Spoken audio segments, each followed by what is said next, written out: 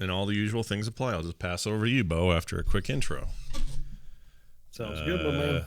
Begins in 3, 2. Wait, is that up? Yeah. 1.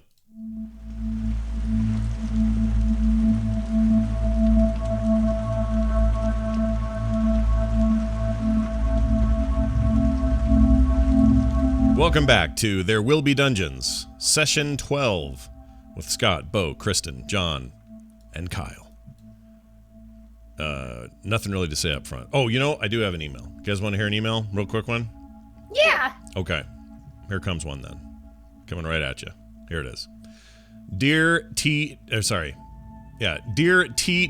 crew, this comes from us to us from Megalove. Okay? Megalove. Says, longtime listener, and I love this show. I finally caved in and tried There Will Be Dungeons this week. It's the first one, the first one I listened to was the No Wiener Reveal episode. Great. You should go back. Start at the beginning. It was a good jumping on point. Wait, yeah. Is it the one with? It was an episode with no wiener reveal. No, it's the one meaning the fact that there's no wiener was revealed, which was last week. Less of those than the other one. Yeah, way less. I was skeptical of the D&D phenomena. I had been playing as a kid and in high school, but it's been a very long while. But damn, I'm totally hooked. What a great thing you guys are doing. It helped me. It helps that I'm a total fanboy of all three of you and a fan of ITN as well, but it's totally amazing. It's like listening to an improvised audiobook written and voiced by some of my favorite entertainment personalities. Cast on, Megalove. And when he says the three of us, I think he was referring to Core specifically because he's a big Core listener. Oh, I cut that part out. But yeah, just to give some context. I think with ITN, he was referring to Kristen. Yeah. Oh, yeah. Sorry, Kyle, you got left out. Leave the lizard out. He also said, I got a second email. I was going to do a 2 for today. So look at this, everybody. Hold your britches and stop your snitches. Here's the next part. Dear TDW crew, I would never have thought in my life that I would be into a one-eyed, tumored wizard penis origin story. But after There Will Be Dungeons episode 11, I can now cross that one off my huge bucket list. Keep it classy. Andrew from Arvada, Colorado. So there's yet another. Keep it classy, huh? The bar's not very high for that one. Wishful thinking. Yeah. Anyway, it's very nice of you guys to send those in. You can simply go to the website, therewillbedungeons.com, and click on the contact link up top. That'll send us emails, and we are happy to read them on the show. I think that's it. And use that site for all sorts of stuff. There's cool references there. I'm trying to keep it updated with different artwork and maps and things that Bo makes. So that's your destination for all things There Will Be Dungeons. Therewillbedungeons.com. Bo, I now hand you the baton so that you can run the rest of the way around this track and tell us what happened previously on There Will Be Dungeons. Previously on There Will Be Dungeons. Our heroes prevailed in the rusty cage and proved their innocence to the principal and the magistrate who was overseeing the trial pronounced that justice had been served. Then, afterwards, to seek forgiveness for his apparent failure to Jesus Chrome, the Kuromukishi warrior Sir Blackdrink took his own life in the ring. His Kishi brethren, Lady Saltbubble and Sir Chicken Finger, returned the party's belongings before taking their leave. It's a very detailed recap. A red-haired and fidgety man named Slippery Brent sold them a map and then told them Pixie Blush was great and that Celibus Stump would like to see them. Sheriff Clementine also swung by and told them to keep it in the green. The party decided they'd rather first check in on the status of Fate 4, where Hope shared her periaptive health with Nash, which caused Nash to reveal to his companions that his penis fell off during his time in the solar mines, and that he simply kicked it under the bed. Useless. The party split off. Hope applied for work at Owen's garage. Varel meditated in the desert. Stanley swung by the foundry. Eventually, they met up at the Buxom Confederate, where they were introduced to Celibus Stump. Celibus thanked them for bringing good fortune to him, gave them 600 gold, a free night of carnal pleasures on the house, and a voucher to stay at Laddle Bing's hotel. Actually, not a voucher, just you can stay there. No strings attached, as thanks. But Stanley saw that one of the Destil slaves they sought to rescue, Talia, was being made to work in Madame Wildtongue's pleasure house and deployed a ruse to leave the premises with her, while Hope took Celovus up on his offer for company that evening. Varel retired to the hotel, and while Nash indulged in the night of games and drinking. At closing time, Nash wandered out to the night air, spying the jeweler, watching him from the balcony of the Sapphire. After drunken heated words were exchanged, Nash barged into the Sapphire, holy hellfire at his back, looking to pummel a hole into the jeweler's head. He put the jeweler's bodyguard Trigger to sleep, and the men proceeded to disarm themselves, all red-skinned, sweaty, glassy-eyed. They stared down at each other, waiting for the other to make the first move. Oh my gosh, that is where we left it, isn't it? All right. Big finish, everybody. Big finish.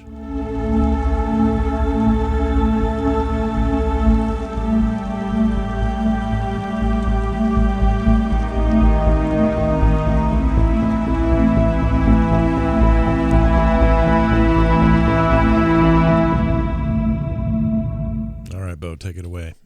All right.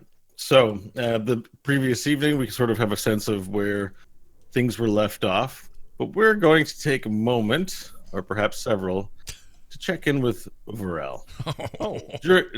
During last week's events, Varel joined you guys for a drink, and then everyone sort of got into a little side adventure, and Varel left to go to the hotel. But did he? So we're going to rewind canon time a little bit. Varel, it's you amongst the boring humans, and you've made your decision to leave. Tell us a bit about where you might have gone or what you were doing. All right. I exit the buxom Confederate and looking at the street. Are there signs for the hotel and whatnot? Yeah, the buildings generally have signs on them, painted, on the front. Okay. I'll look up and down the streets about, 8 p.m. in the evening at the moment? Yeah. By the time you leave, I would say it was about 8 or 9, okay. Maybe. Yeah. How does the street look this late in the evening? Is it a bustling populace still, or is everything closed? It's actually pretty quiet, with the exception of you'll see people on the streets around maybe like an oil barrel with some fire, keeping warm if they don't really have a place to live-ish. There's a lot of activity of people coming in and out in the bar area, with center of town where you're at. But generally speaking, otherwise, most have, if they're not out for the nightlife, they've retired to their homes. And at this hour of the evening, there's no homes in view outside here, but there would be, candlelight observable from several houses. All right, I'll make my right and start heading down the main Heaven Street towards the Lattlebing sign I see. Okay. As I get outside of it, is there anyone on the porch or anything? So the hotel is one of the larger structures in town. It goes up about 6 floors. It's a big hotel. Yeah, it's a big wooden building. The front sign, it's not that elaborate on the front. There's some doors that push in, like saloon-style doors that push in and out. And generally speaking, there isn't really an area to hang out in the front. It's just you go in the building. All right, I will approach it and kind of push one of the doors on that Western-style entrance open and stick my head in. Okay. And you take a peek in, and you see that there's a foyer space, and it's got sort of like a very stained carpet from years of use. In the middle, there's a desk there with a I believe it's a halfling. Sorry, just 1 sec. Who's SJ? It's me. Oh yeah, that's true. I didn't. Samantha Jane. Suramar Jankiness. I don't know. Sorry, my notes are. I didn't index my notes. There we go. Yeah, there is a halfling sort of sitting at the desk. He's got a ledger, and he's just kind of looks like he's writing in it. Doesn't pay you any attention, or hasn't noticed you. To the left side, there appears to be some sort of dining area. It's not lit. It's currently not in use, but you see a lot of tables and chairs in a space where you imagine people would eat. And there's a stairwell heading up to the second floor. It's rather large, with 2 large banisters heading up to the second floor of the hotel. I will enter then and make my way to the guy riding and kind of lean over and look at what he's up to. And after about 15 seconds of staring at him or so, I was told I'm living here. Right. So in the candlelight in the room, the shadow sort of covers up his book as you stare down at him. He kind of looks up like, huh? He goes, oh, hello. Welcome to Lattlebing's Hotel. You're a different looking fellow. Thank you. I I was informed by the proprietor across the buxom Confederate wench handler that I would be staying here tonight, and so would my party. Right, of course. You were in the Rusty Cage this morning. I've heard descriptions of you. I didn't see the match itself, but I was told it was quite fierce. It was. Are you going? Oh, a sad sorry. affair. Excuse me, sir. Sorry, what was that? It was sad. Who was sad? The fight. It It was was a a sad sa- affair. Really? Yeah, such brave trainees sacrificed to my might. But see what it's their honor to have died to you. You see, they're part of their what's the word I'm looking for? Part of the way that they rise to their ranks is that they have to defeat a deadly foe in the Rusty Cage. They have to succeed or die. So tell me, are you going to become a Kuromu Kishi Knight? Dip my body in metal? No. Mm-hmm. No, that seems rather painful and foolish. In fact, you risk infection several times over, I'm sure. Yes, but then they hold a special place for you in their heaven. That's accessible. It's okay. Well, yes. Just I'm looking at my ledger here. Syllabus has generously offered to pay for your lodgings while you're in town, and so we've set aside our executive suite up at the top floor for you. And I thought it was my understanding that there were 3 others. I believe they are enjoying their provided pleasures from celibacy. They're drinking and partying. Okay, and you're not. I have already celebrated my victory. Oh, okay. Well, very good then. So he's rifles around a box that's underneath the shelf, and he's like, "Okay, here is your key. Please don't lose this. Do you know how keys work?" I've experienced magic words. There's no magic words. Pardon me? This is for the tent flap. It's for the door to the room up at the 6th floor. It's room 601. Oh. And you go to 601 and use the key on the door. You put the key in the hole on the doorknob, and it'll open. Surely 1 floor would be sufficient. Why do I require 6? Is that fancy? No. You have a tent on the 6th floor of the building. Up there. Up the stairs, yes. I All the see. way to the top floor. And I will keep trying the doors until I find the one that matches this key. It's easy. See do you read?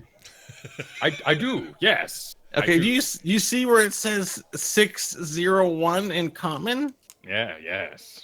So find the door that matches 601. It's on the top level of the building. A fantastic puzzle. Thank you, sir. This is most entertaining. Well, if you get lost, just come and see me, and maybe I can give you further assistance. All right. I make my way over to the stairs. Yes, 6 of these up. Okay, so the main stairs go up to the second floor, and then to the left and right, the stairs branch off into the second floor, where you can see that there's a more like hidden stairwell, sort of a regular stairwell, not a fancy staircase. All right, I will make my way through the stairs, proceeding up them to the top floor. But I'm going to do a little bit of a listen check because I'm a curious man, and I wonder who the clientele here is as I walk about the halls. 16. Okay, you walk about the halls, so it's mostly quite quiet. But you do at one juncture think you hear the sounds of a guitar or two behind one of the rooms, just like like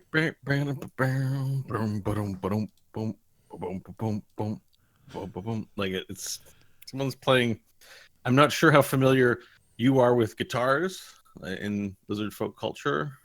No, the only thing I would be set off by is if it was the war band song that chased us. No, nothing electric guitar-y or anything Okay. like that. Just like this more of an acoustic sound of guitar. Okay. Yeah, several. And they're sort of in a room. Yeah. Not All much right, of the well, noise going on. That's pleasing. No sounds of stabbings or cackling, and music is nice. So I will proceed up to the top floor. Okay, so you get to the top floor, and you actually notice at the top floor, the hallway is very short, and there's basically only the one door, and that's the door to 601. All right, I take the one key, put Mhm. it in the lock, and open the door. Yep, and the door creaks open. Yeah. You see in this room there are you open it up and it's like a fully furnished like apartment. I don't the context of the way it hits a lizard folk's brain. You see there's like a dining area. There's table and chairs. See on to the left side there are some doors into two bedrooms, it looks like, each with a queen size-ish bed in there.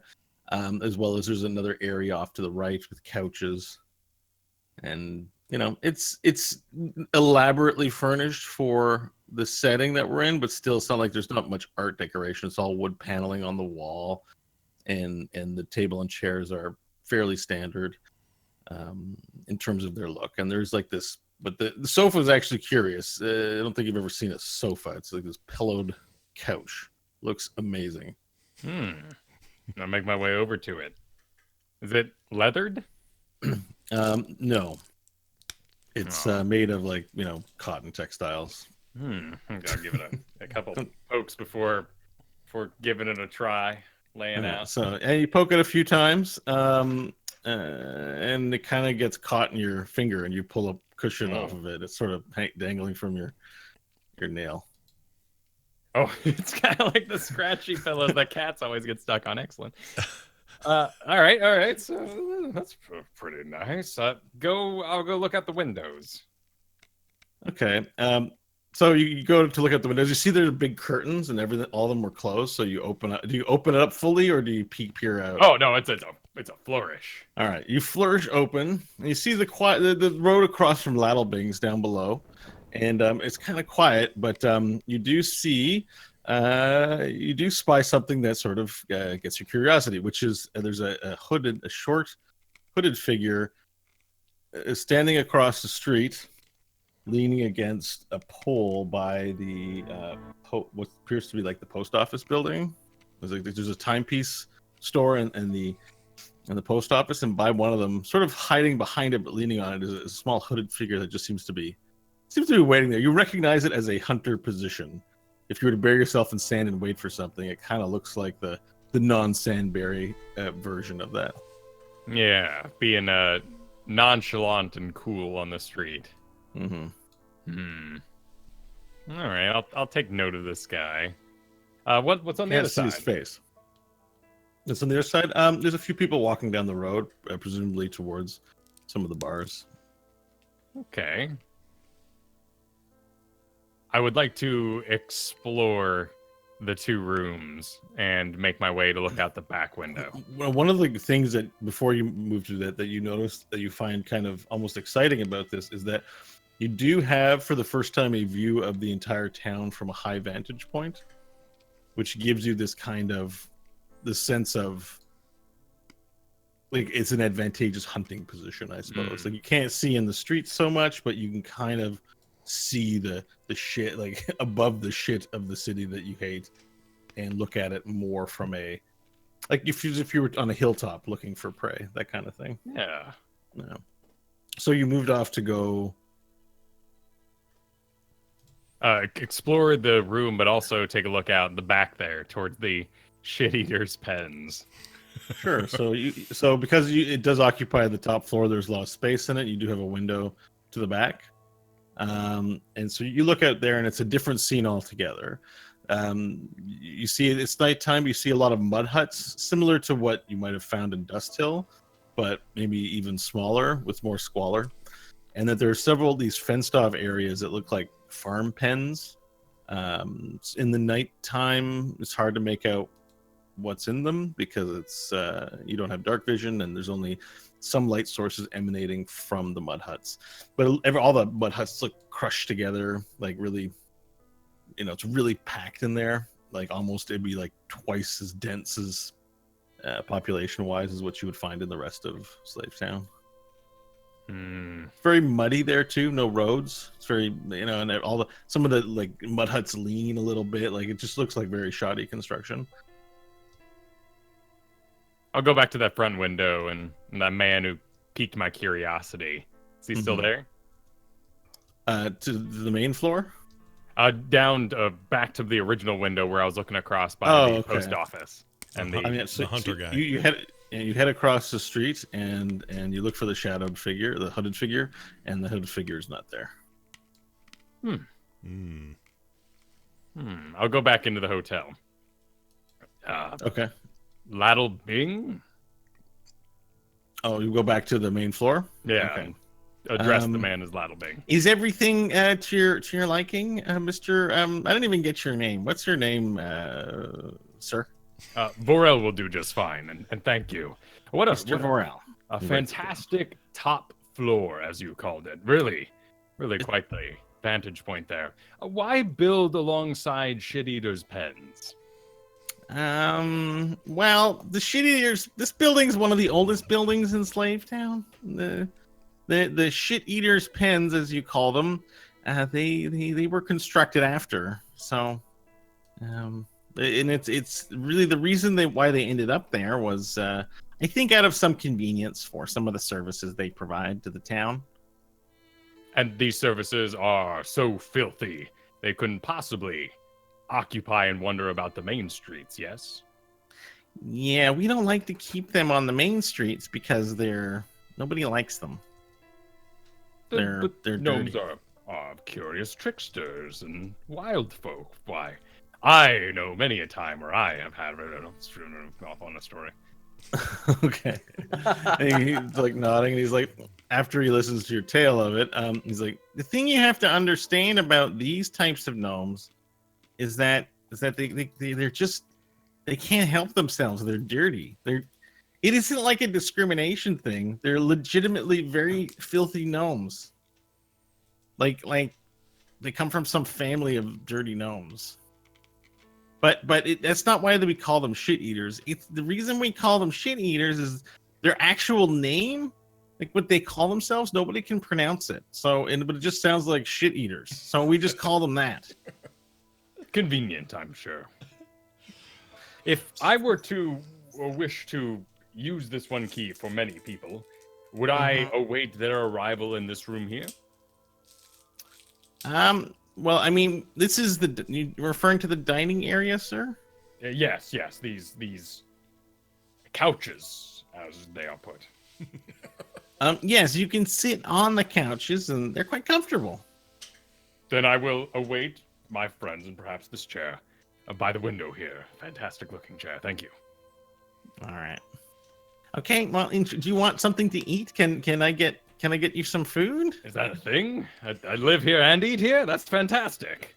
Yes, this is a dining area, and the kitchen's closed, but I'm not doing too much. I could make something for you for a great hero who won in the Rusted Cage. Oh, it's been a long time since I've had a meal as a hero. That would be fantastic.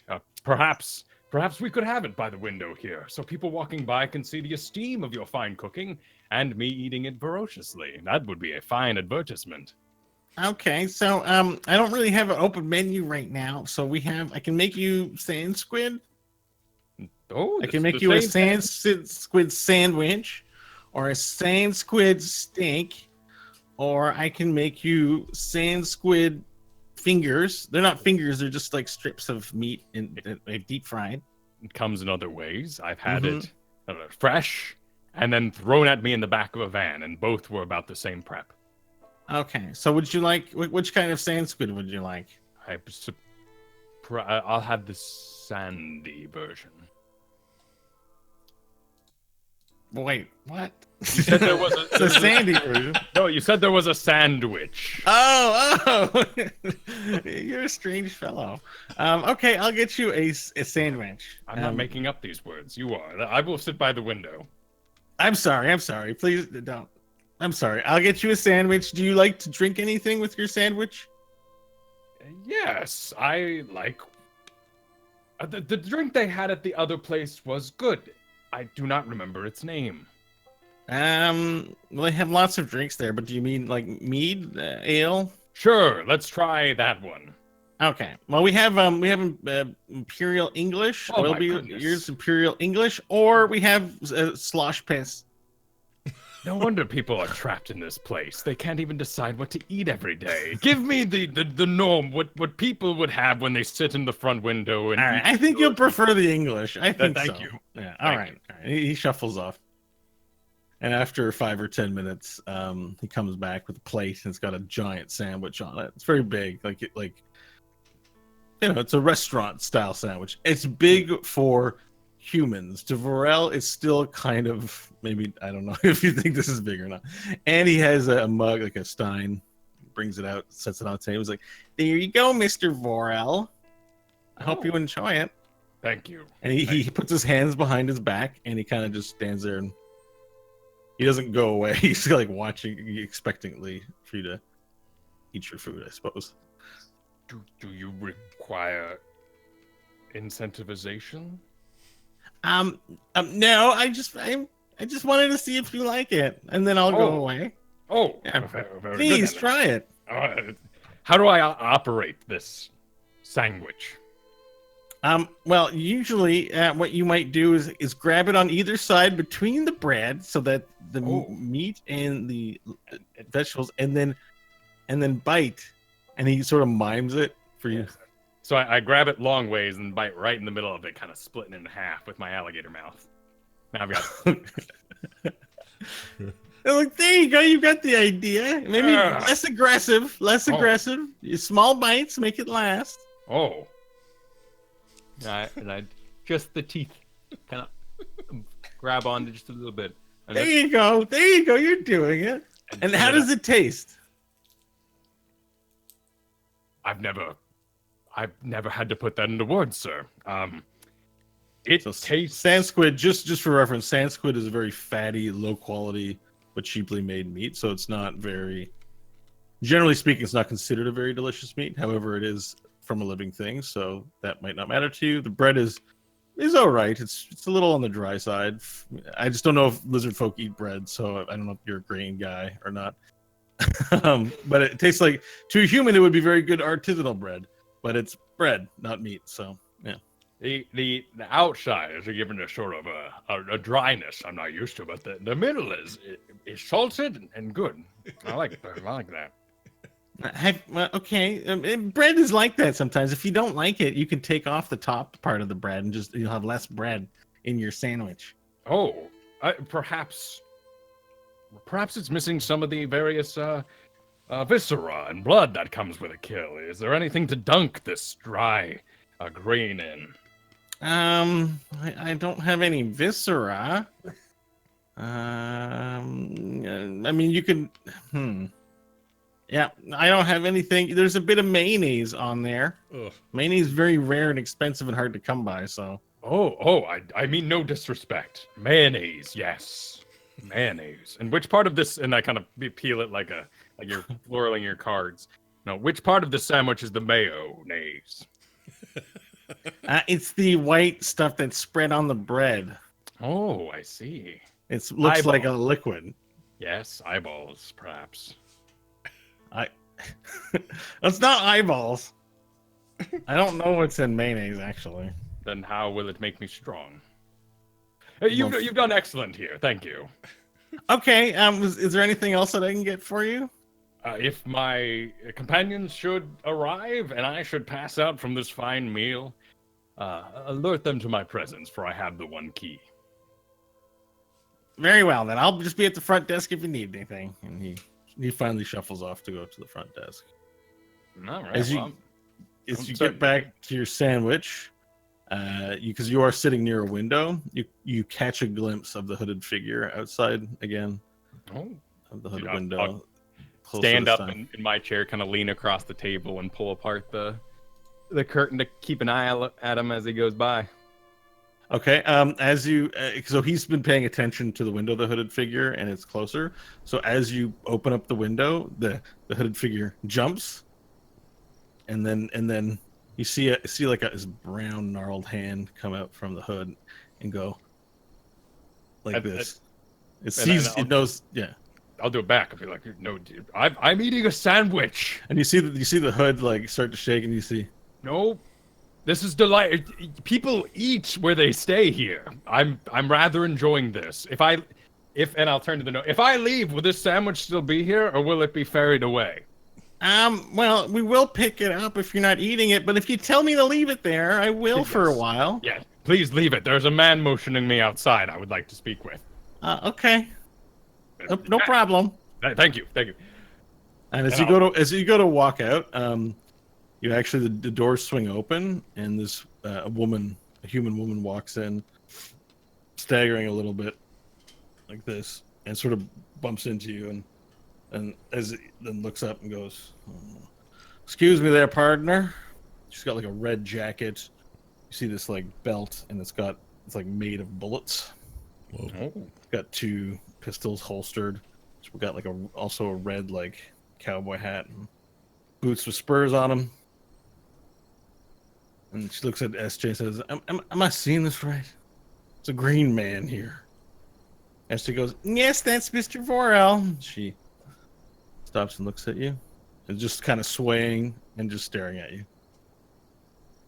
good evening. Good evening to you too. You are And dressed well. This is a fantastic getup. Your belt. Do you wield it like a whip? my belt. No. Then how do the No. bullets get used? Well, put them in my gun. Oh, it's storage. Excellent. And then so the woman puts her hand on your chest like this and says, Oh. "You have yourself a good night. Yeah. I'm going upstairs." And then she starts drunkenly walking towards up the stairs. This place so far has been my favorite, Ladle Bing. I'll be back. Then you go outside and you see like the hooded figure. You sort of look around for the hooded figure, and now there's an alleyway between the land claims office and Ladlebing's it's actually to the south, but to the map it'll be on the east side of the map. And you see the motion for audio listeners. It's motioning furiously for Vorel to. Oh, Oh, and yeah. I will, with no class, just go straight into a sneaking, not actually sneaking, like, Right. alleyway convo, eh? And kind of lurch over there. So you go back there and you see the hooded figure now sort of in the alleyway. And as you make sure you're fully into the alleyway, the hooded figure takes the thing and reveals the hood, and you recognize it's Buck! Oh my gosh! Buck! Happy day! My goodness! He's Praise like, the "What? Why are stars, you in Buck! Scary place, scary wood buildings. How did you stay quiet for so long? You have learned some guile in your absence, and I'll scruff him up a little bit. He's like, nah.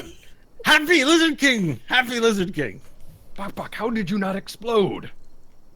I walk, I jump, I walk, I jump, I walk. And then you camped out on the truck, surely, so you didn't die in the desert? Buck, find a way.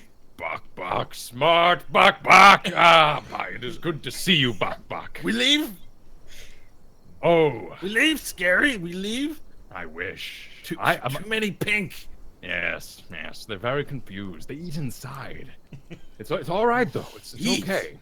Yes. Buck, Lizard King eat pink. Yes.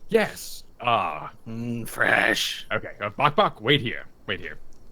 And I will go back around and go into the. Actually, I guess it's those barn style doors. So I'll just kind of put my head over the top of it. Lionel Bing, guests not on the list. Well, there's plenty of room up there as long as you don't destroy the place. It's on Celovus's tab. He doesn't like owing people, but yeah, if you're gonna have a lady friend over or something like that, sure. I mean, that's fine. No, a goblin. What? A goblin. It falls off his chair. Goblins? I don't know. If he makes any mess, Celovus is gonna have to pay for it. Aren't you allied with the goblins? The whole town. You love slaves, yes? Slaves, great. Slaves love them. Goblins bring them. Well, it's not us allied with goblins. The principal allies with anyone who will work with him. But most of us here don't like them. Oh. There's a few goblins in town, but nobody likes them. Oh. I'm not a big fan myself. Fair enough. I appreciate your honesty. It's an honest man. I'm gonna walk in here with a goblin and go up the stairs now. Okay, but if he makes any problems, I'm calling the sheriff. He will make sure all his poos go out the back window facing the shit eaters so they may have their lunch. Yeah, that sounds appropriate. All right, I'll go back in. Buck. Hood up. Hood up. He puts his hood up. Okay. Dignified. He sort of walks like a soldier, like how you think you want him to walk. But he's overdoing it, so it looks ridiculous. I think that's perfect. If I have a hand on his shoulder, fatherly, and walk into Ladle Bings. Okay, so you bring in Bok into the hotel. SJ just kind of looking, he's peering. It looks like he's got his hand on something behind the desk. But he doesn't act. All right, we are going upstairs where we will sit peacefully. Oh. Don't forget your sandwich, Mr. Yes, I Burrow. almost forgot my with one hand on Bakba's shoulders, one hand holding my plate sandwich. I will head back upstairs. Okay, so you walk him upstairs, and Bakbak's super energetic. You get back up to the hotel, and you're in the hotel. All right, I've got the two splits where I cut it right down the middle with my mouth, and I'll give him the fourth that's left, and I'll take the other fourth, and it's got mayo, Bakbak. Mayo. Big deal. Big deal here. Enjoy. Okay. Now we You share the sandwich with them, and you wait for your friends. All right. Everyone give a... Yay! Well done. Bok makes his triumphant return. So happy. All right, so who do we talk to next? All right, so Stanley. Yes. Last we checked in with you, you were running out of the Buxom Confederate. Well, at a hurried pace, let's say, with Tally in tow, having just magically convinced Celovus to let you have Talia for the evening and return her tomorrow. He acquiesced. Is there anything more that you have planned for this? Well, I think the next stop would be that we would head over to Ladlebings. Okay. So, Keep in mind, this is a little bit later than the timeline for Varel and Bok, if you're worried just about what this implies. right. Yeah, not that your character would know. So we'll go ahead and head over there. Okay, perfect. So you're going to go over to the hotel then. And Yep. the intent is to go to the room. All right. We'll check back with you in a second. Hope, I have a question for you about. So last night you're spending the evening with Celovus, Mhm. 2 grown adults. I just want to know: is your intent to leave? It's just wanted- consensual, everyone. We're Yeah, good. it's consensual. Are you leaving? Is your intent to leave before the end of the night, or to stay until morning? Stay until morning until I have to go work. Okay, perfect. All right. So I just want to know if there's anything more that's going on with you before we get to next day business. So Yeah, I can't think of anything. yeah, you're not going to try and steal anything or do Oh, anything no. with anything. Okay. Just wanted to make sure you had an opportunity to get that out. All right. So then let's get back to Stanley. Stanley, you bring in, you walk down the road, bring Talia in. You see a halfling sitting at the front of the. He's writing, looks like in a ledger interminably, and he looks up and he says, "Oh, more visitors! Hello, hello." Hi. Good evening. My name is Stanley Billings. Pleased to make your acquaintance. And who might you be? My name is S.J. Ladlebing, and I am the proprietor of Ladlebing's Hotel. Oh, well, a pleasure to meet you, S.J. Thank you. It is my understanding that Mr. Stump has arranged for us to have a room or two this evening. Oh, are you one of the people who won in the Rusty Cage this morning?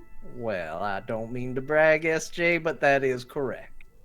You don't look like the type that would beat Kuromo Kishi. And But I that is- met one of the guys. I think you got lucky. You got a lot of help from the look of you. You I don't was look- carried all the way. Nonetheless, the room was to be comped. I'm sorry, that was rude of me. I'm just shocked. This is not what I was expecting. I expected, 4 jacked meat bags, and you look kind of pretty, if I'm being honest. Well, thank you, SJ. That's mighty kind of you to say. And who's your friend here? Is she one of? Is she Hope? I have here is the name of one of the people. No, she is some additional company that was provided to me by Mr. Stump. Okay. So, all right. Well, your friend, you have a big green friend named Varel. Do you know that man? Yes, Varel. I think he's a man.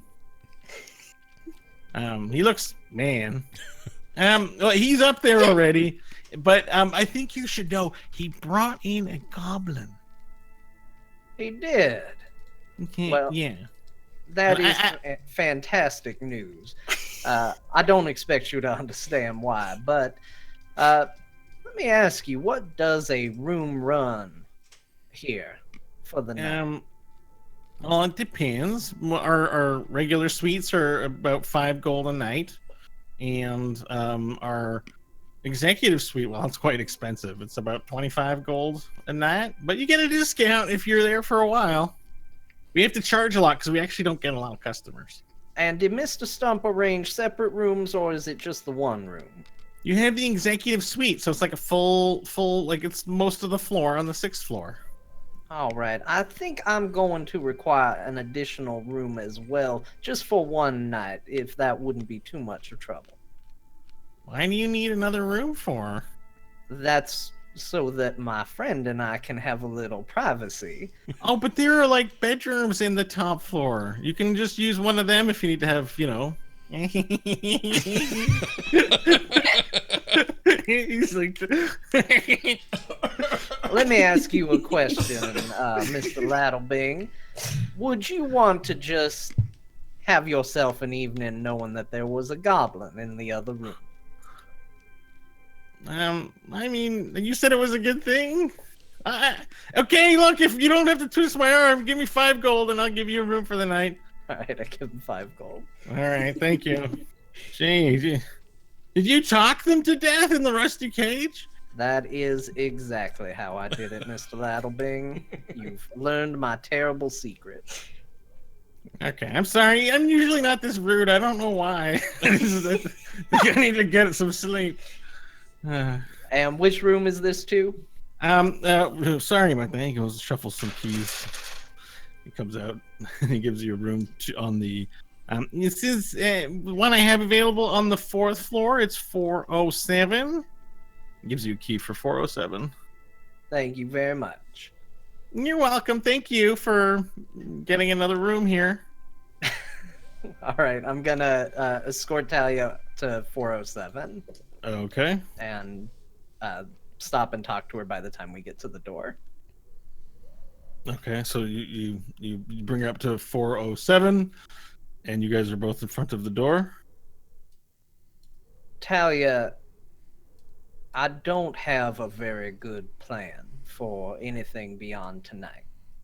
And I have managed to secure an evening where you can spend it however you like. You're free to do whatever.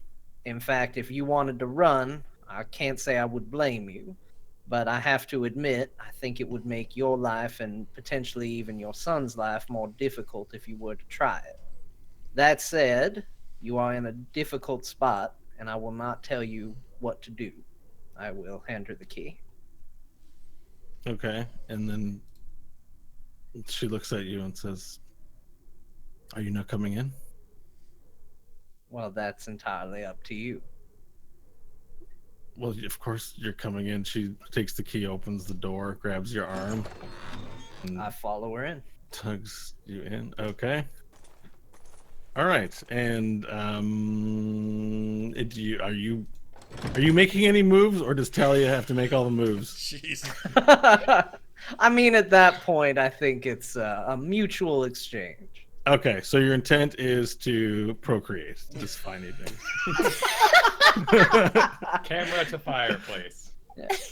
I'm Yes. not gonna role play the whole will he won't he. I just want to know you spend Yes, the night with yes. her and you bang her. Okay, Maybe great. maybe procreate. Maybe the distance between procreate and banger is a wide chasm. Yeah. Wow. All right, perfect. So that's that. All right. Delicately done, Bo. Yeah, Delicately well done. Well done. I don't mean anything like rude by it. It's just it is what it is. Sure. It's gonna be intense, you guys. All right.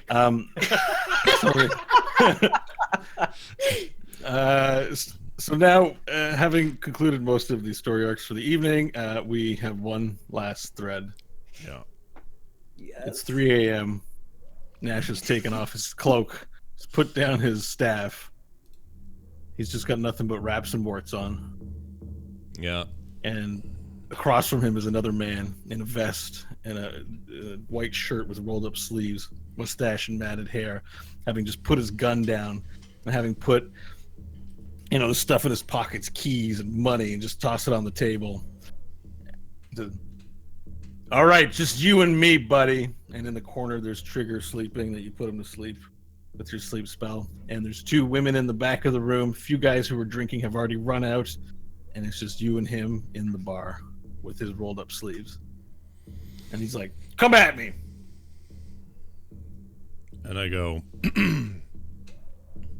I thought you'd never ask. And I leap across the room and I grapple with him. Now, I don't have any special modifiers for grappling, but I want this to be a fist fight for a bit. All right, it's a strength check contest, I believe. Why do I always forget how grapple works every time? We just did a grapple last night. You roll a strength check, though. Okay, here comes. Hold on. Natural 20. Whoa! All right. There's a sense that, generally speaking, if you were to do an assessment of the jeweler and you, he definitely looks more muscular, Yeah. a little more secure on his feet. However, unexpectedly, you jump out wildly at him running down. And how are you grappling him exactly? I'm just going to run up and grab him by the neck and see if I can throw him to the ground. So I'm just looking to get him on the ground and get the upper hand. Okay, so the grapple's the first move. Yeah. Okay. Grappling means he can't move around, and he gets advantage on attack rolls against him. Okay. What does that mean for... Yeah, he grants advantage to people attacking him, basically. Okay. Okay, so you've got him in a grapple. You grab him by the neck. Right. Do you put your other arm around him? Like, is it just a hand on the neck, or... Yeah, I've got like a... let's see. I've kind of gone up behind, or a gun up in front of him. Mm-hmm. and I've got his neck with this hand like this, and this other hand I've kind of got around his neck like this. Mm-hmm. So I've got like my elbow at the back of his head and my hand at his throat, is my left hand at his throat. And it's my left hand that's just gnarly and gnarled and ugly and got freaking boils and tumors hanging off of it, and it's all just up in his face. And I'm breathing hot alcohol air in his face. I'm just going, "Arr, arr," because I am drunk as a skunk. I've been up all night playing cards, and he is not in a good position right now. Okay, so as you grapple him, it's now he reacts. He tries to, just hit. He goes for a disengage, tries to hit. So now he's going to use his dexterity versus your strength check. So go ahead and do that. All right.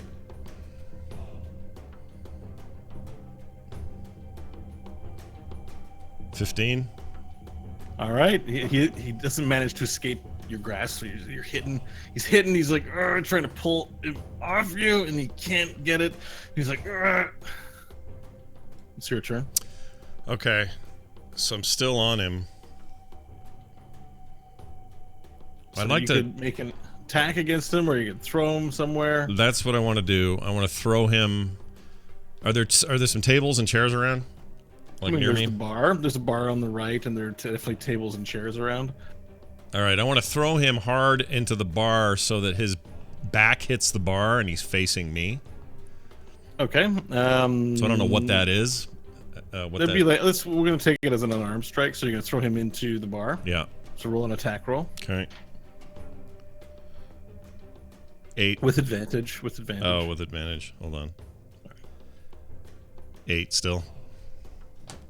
Total with you don't have a strength modifier, do you? No, I don't. All right. So you go to throw him into the bar, and so you throw him that direction. So his back hits it, but doesn't cause any damage. But he's up against the bar. He looks around at what is on the bar, and he grabs a beer bottle. Oh boy. Tosses it at you. Yeah. Okay, and it misses your head. And then he picks up another beer bottle. He tosses another one at you. All right. What's your AC again? Sorry, it's I think I thought it was 13, right? Yep. Wait. Okay. Let me hold on. My page is All right. refreshed and I can't remember now. Hold on. Okay, it is. Oh, come on. Something's wrong here. Hold on. It's forever loading. Yeah, the site's going really slow today. Okay, sorry. No. Armor class 13, you're right. All right. So this time the beer, one bottle splats on the back, glass everywhere. This next bottle hits you in the head. As he tosses it, does 3 points of damage. You just like, you take a beer bottle to the head. All right. I'm already down on my. Breaks everywhere. Yeah. Yeah. And okay, so now it's your turn. I go, He's at the bar. you'll regret that. And I whip an arm out from. I've taken my cloak off, haven't I? So I'm like mummy head. Yeah. So there's no cloak Yeah. to throw to the side. I wind up with my hand. My eye burns bright, and I hurl at him an acid splash. And yeah, I'm going to the tools now. We're gonna cheat. Oh no. So hold on. Wait. Oh gosh, dang it. There it is. Okay. Oh man, really? What's Like wrong? in the context of this, they're like, "Let's settle this like men," and within 2 seconds, they're throwing beer bottles and acid at each other. Same thing. All right. So it's remind me how I do this one. I do damage dice first because it's a guaranteed hit, right? Yeah, so it's a saving throw. You tell me what the save is. Let's see. Dex 13. Yep. Okay. Okay. So I'm gonna Alright, do. so he saves. Okay. Yeah, so you hurl the acid splash, Yeah. and it hits him, but he doesn't hit him. Sorry, he dodges out of the way, splashes on the back bar, doesn't do any damage. He takes a running charge at you this time, making a grapple onto you. Okay. So roll a strength or dexterity save. All right. I'll do. Whoops. Or not save, but contest, skill check. Oh, 3. Okay. So he runs up at you, puts an arm around you, puts his head around your neck, and then bends you down, and then starts punching you like this with your He's got you in a headlock, and he gives you a solid punch. But there's a wet spot on the ground, and he slips on it, and you guys both fall down just on the ground, prone, right next to each other. Okay. You're no longer grappled. I rolled a 1. Okay. So there's like 2 drunk guys now on the floor, tables and chairs everywhere. You're covered in whatever alcohol from the bottle he broke on the ground. Your turn. Oh, I love it. You totally got. What's the game we're all playing sometimes on PC? You totally went that way. Anyway, because there's goo on the ground. All right. Well, wait, it's my turn. Okay, I'm on the ground. Divinity Original Sin. Yeah, Divinity. It reminds me of Divinity. If there's some shit on the ground, you're screwed. Okay, I'm on my back. Is that what you said? Yeah. No, you guys are both prone. Because he put you in a headlock. He went to punch you, but slipped. Okay. And then you guys both went down. All right. So he's like right next to you. Your bodies are touching. Where's my staff? Is it on the table in the rear? Yeah. I want to make Careful. You need that for anything with physical components, material components for your spells. Pretty sure you're okay with firebolt, but just a reminder. Yeah. I want to go get it. I want my staff, so I'm gonna go up and get it. Yeah. Stand up and go get your staff. Yeah. Okay. You still have an action. Yeah. I'm trying to think how to handle this. I want to do a physical attack with it, but I can't do that yet because I'm not in the right proximity. Because I can't move. So if all I can do... Actually, I will do a firebolt. Let's just do one. Okay. So it's an attack roll plus 5 to hit. Yep. Hold on.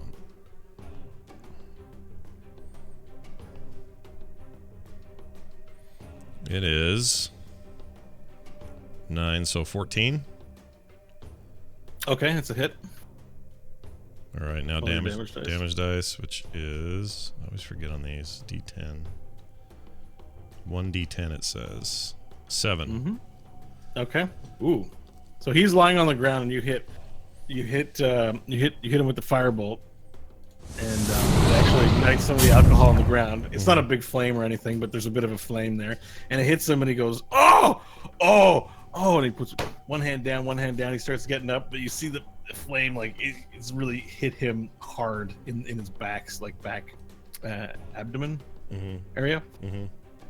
So he gets up and he turns around and he reaches into his pockets and pulls out these 2 like knives, but they're like brass knuckle knives. So he's got like these brass knuckles with these these little blades coming from his fist, and he's like, okay. So now the fight's really starting, and he runs at you, kind of Wolverine style. Oh man! With the 2 blades out. Okay. So 14, does that hit you? I have 13, so yeah, it does. It's 13, yeah. Okay, so you take 9 points of damage. Oh my gosh! And he sticks both of his blades into your sides, and then tosses you off, and then you fall backward into a wall. It's your turn. Oh my gosh! Hold on, let me add these points. The current HP is 7 of 26. This is not good. I already had damage from previous business. Unless, did I have a rest? I didn't have a rest point. Because I went straight to drinking, card playing. Yeah, you went from Rusty Cage and straight to hanging out. There's no rest between Rusty Cage and this fight. This is some good planning I had going. Yep. Alright, sorry, my turn. Mm-hmm. Where is he in position to me now? Has he run these through He's standing me? in front of you in the midst of tables and chairs that have been pushed to the side, and you're sort of near the front entrance at this point, and he's sort of making his way menacingly towards you. Fire at his back from the ground being caught on fire. Alright, let me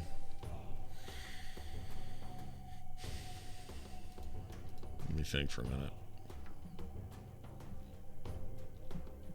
What if I wanted to... Keep moving. I know, You're I know. drunk. I know. What if I what if